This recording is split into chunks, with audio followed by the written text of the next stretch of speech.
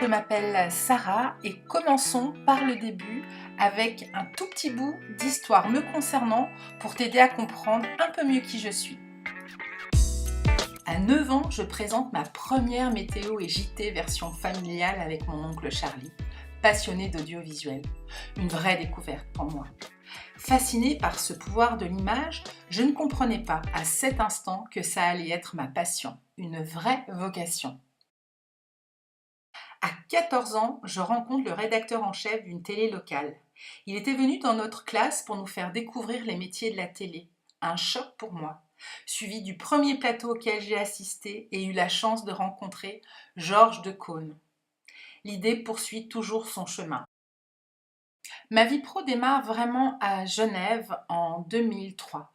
J'avais créé mon premier blog en 2002 et je m'étais inscrite sur le premier réseau social connu de l'époque, le fameux MySpace.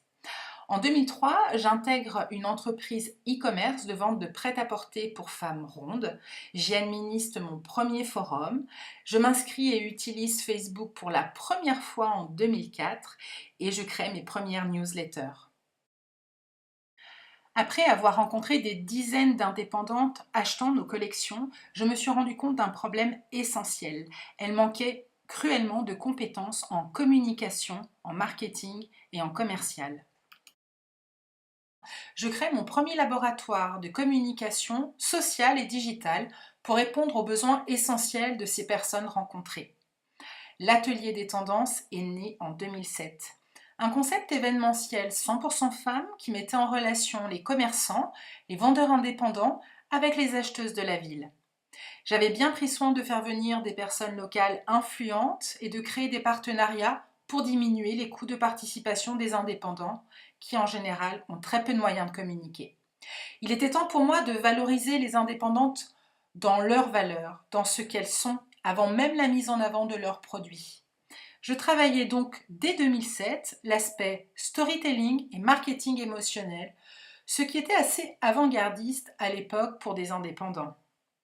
Je crée également mon premier partenariat presse pour maximiser la visibilité de ces derniers.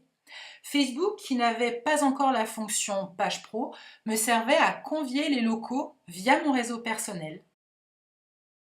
Après les expériences événementielles de l'Atelier des tendances et 3 ans à bourlinguer entre la Suisse et la Côte d'Azur, je reviens à ma mission de cœur première, aider les femmes indépendantes à vendre leurs produits et leurs services et concilier choix d'indépendance et vie de famille.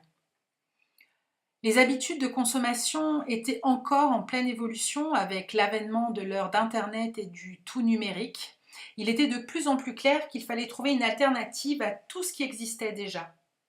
J'ai donc repris mes essais de l'Atelier des tendances et j'y ai ajouté à l'événement un blog et un collectif. Le cœur de la stratégie, des conseils apportés au public avec des valeurs et une éthique.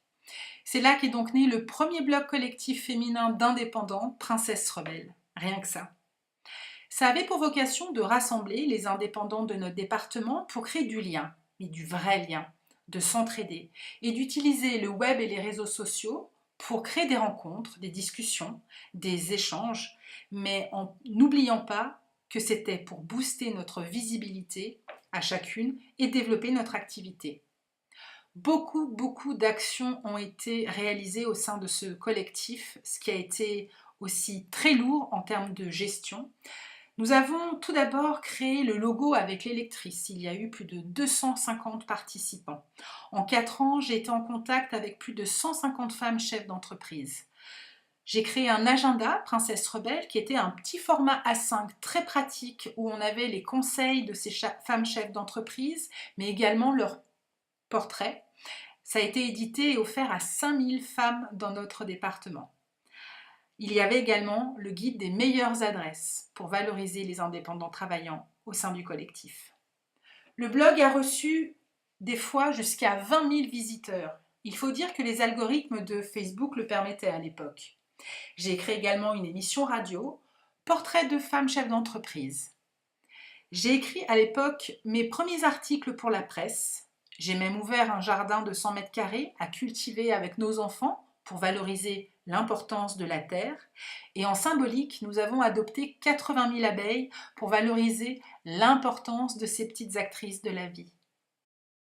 Si toi aussi tu veux savoir comment attirer des clients acheteurs dans ton magasin ou dégoter du rendez-vous et que tu souhaites acquérir par une méthode simple, efficace, c'est que du bon sens. Il y a besoin de zéro technique, c'est vraiment fait pour les débutantes en informatique. Je t'accompagne de A à Z, étape par étape.